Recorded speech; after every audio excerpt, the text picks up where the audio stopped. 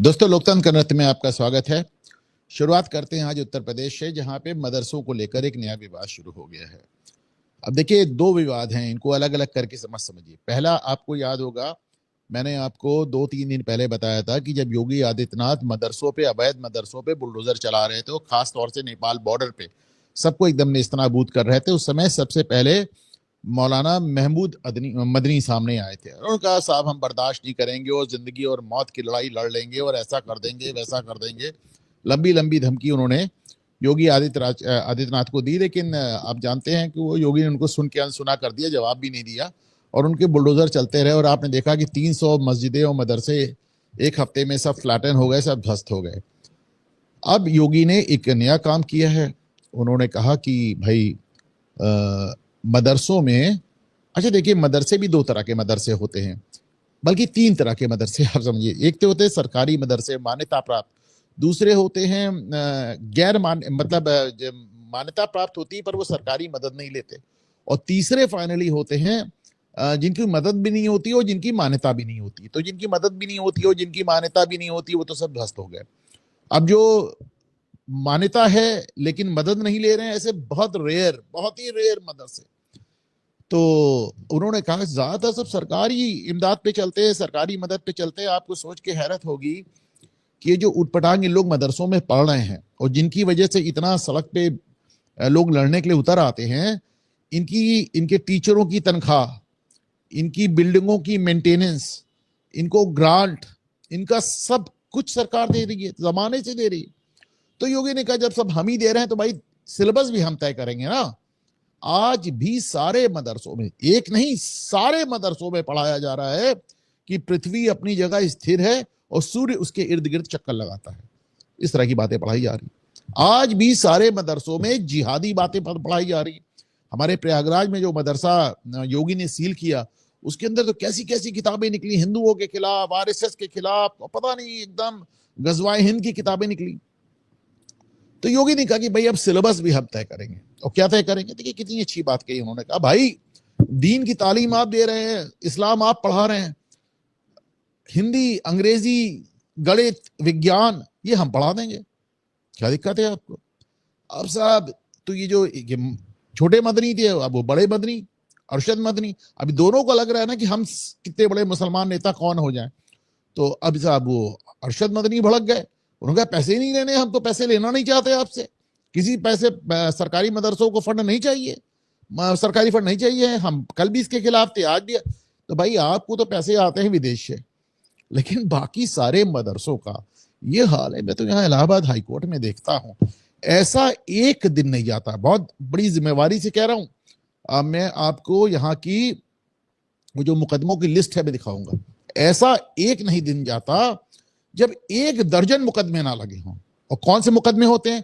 ये मदरसे आते हैं सरकार के खिलाफ, हमारे पैसे रोक दिए, हमें नौकरी से निकाल दिया, हमें तनख्वाह नहीं मिल रही है, हमें बिल्डिंग का ग्रांट नहीं मिल रहा है। अरे मदरसों का बिजनेस बना रखा है। आप समझिए मदरसों का खेल क्या होता है।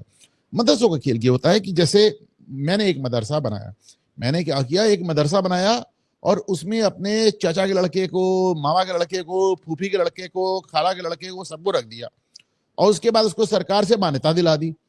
फिर सरकार ने उसे टेक ओवर कर लिया। पता चला ये सब सरकारी नौकर हो गए, अभी सब सरकारी नौकर हो गए। तो ये चल रहा तमाशा। तो भैया ये तो पूरा खेल ही चल रहा है सरकारी नौकरी के लिए। तो अरशद मदनी के कहने से कि सरकारी ग्रांट नहीं मिलनी चाहिए, अरे सरकार तो आपकी क्या सुनेगी, पहले वो मदरसे वाले सुनेंगे जो हजारों की मात्रा में, आपको मालूम है कि देश में सबसे ज्यादा मदरसे उत्तर प्रदेश में, हजारों की मात्रा में मदरसे, आपने क्या रोकोगे भाई?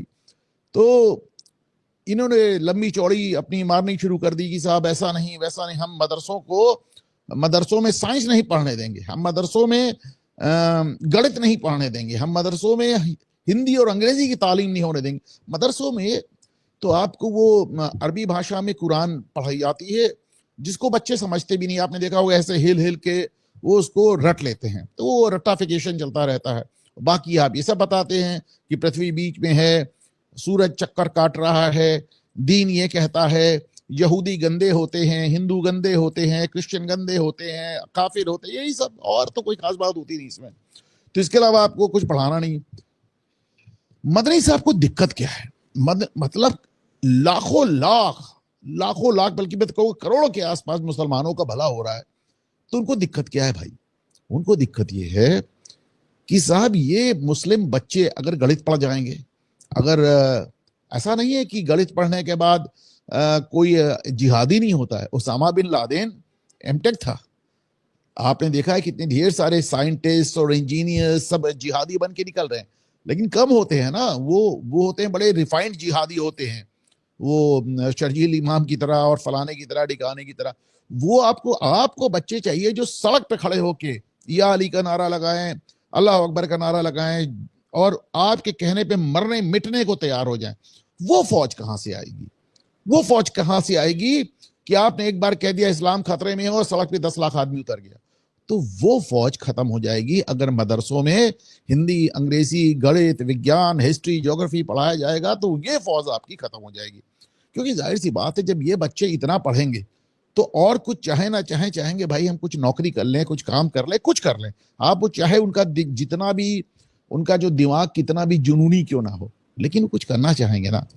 वो तो आपको आपका स्ट्रीट पावर जो मतलब आज की तारीख में, अभी जैसे हम शर्मिष्ठा केस पे आएंगे तो मैं हमेशा कहता हूं कि कोर्ट हो या सरकार हो या पुलिस हो या प्रशासन हो और या फिर गैर मुस्लिम जनता हो, सब के सब एक बात से डरते हैं, मुसलमानों की उस ताकत से कि बात से बात पे वो साफ सड़क पे लाख आदमी 50,000 आदमी उतर आता है।